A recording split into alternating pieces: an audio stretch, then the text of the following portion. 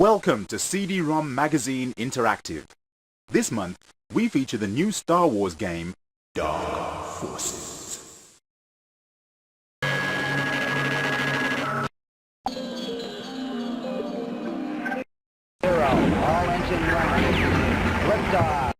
It's been a long time coming, but the official Discworld point-and-click adventure is finally here.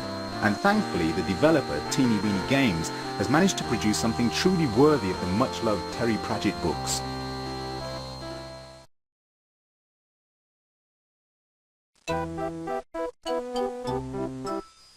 Discworld differs from many other point-and-click thingies in a number of respects.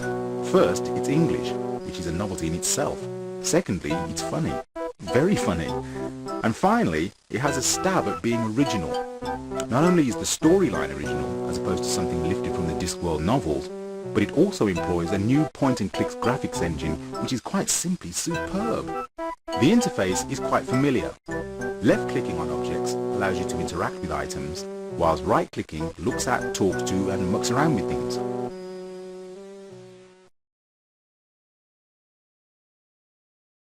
Discworld is an adventure game with good cartoon animation and the usual ho-hum music.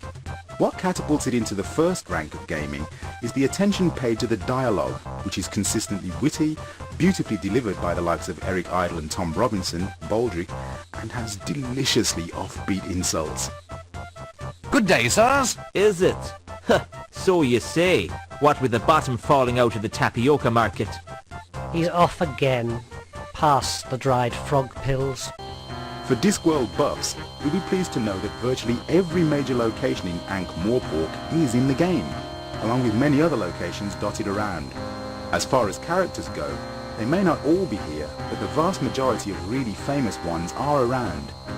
Greetings, O noble warrioress. Greetings, O pointy-hatted elf. Eh? Discworld is quite possibly the best adventure game in this genre. It's not a victim of its own hype, it complements its pedigree, is well structured, and the voice characterizations are superb. Just for once, a license-based game is worth every penny.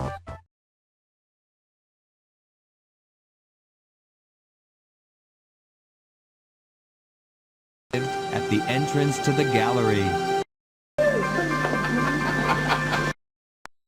Poor Emily Hartwood. Just when she put the horrors of Alone in the Dark 1 and 2 behind her, things have started to go pear-shaped again. Following the Lovecraft-inspired world of Alone in the Dark and the voodoo hobbies of the pirates in Alone in the Dark 2, we are now taken to a world of alchemy, Navajo Indian magic, and reincarnation.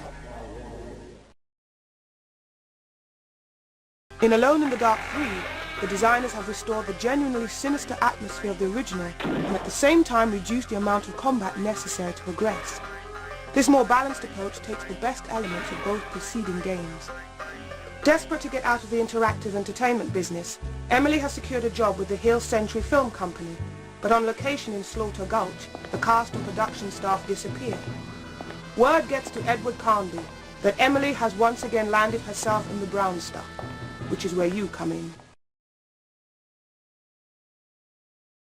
Controlling Carnby, all you have to do is save Emily, find out what's happened to the film crew, recover the cash from the making of the film, and hopefully do something about whoever's responsible.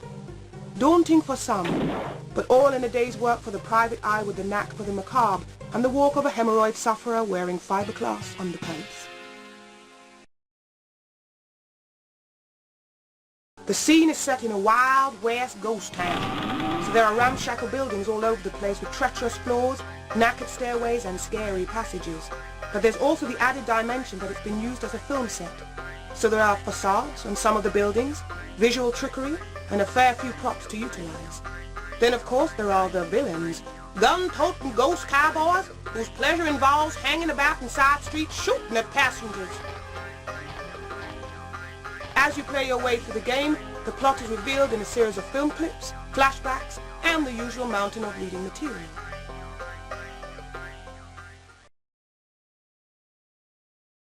What other game allows you to die and be reincarnated as a cougar and wander around with a Gatling gun tucked under your arm? It's packed with shovel loads of ingenuity, and you don't have to be a professional marksman to succeed. The graphics are up to the usual standard, with animation that's been tweaked to the point where some sections in the game have a frame rate of 94 frames per second, a level usually reserved for animation classics like Jungle Book, Fantasia and Captain Puzzle.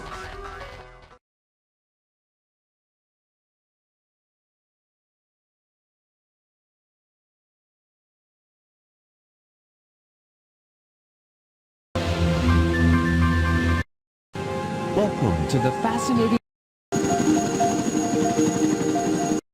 It's more difficult, it looks wonderful, and it'll take ages to finish. Adventure-wise, few titles can compete with King's Quest VII. With 6 huge chapters to play through, it's much bigger than any of the earlier episodes, and if all this wasn't enough, it even looks and sounds as good as it plays.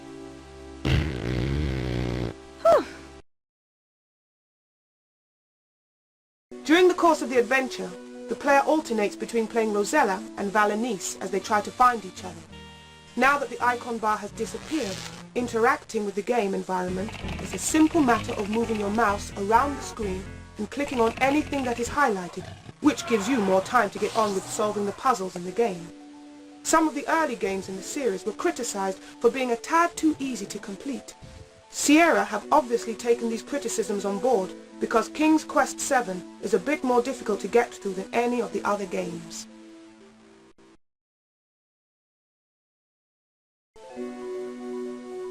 Uncannily like a full-length Disney movie, with wonderful animations and a spellbinding tale, the story follows the progress of Princess Rosella and her mother queen, Valenice, as they make their way through the land of Eldritch. Rosella, having been lured into a mystical pool, suddenly finds herself in a strange land with no idea where she is or how to get back home. Valenice, having seen her daughter vanish into thin air, follows her into the pool and sets off to find her.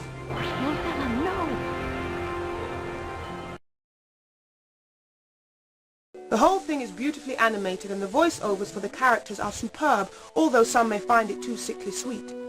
The only real downer is that PC owners will need to be running Windows on at least a 66 MHz 486 DX2 with 8 MB of RAM to get the game running smoothly. It will run on a lesser machine, but is virtually unplayable. That aside, King's Quest VII is bigger, better and more colourful than any of the other games in the series, and has enough puzzles to keep you busy for weeks on end.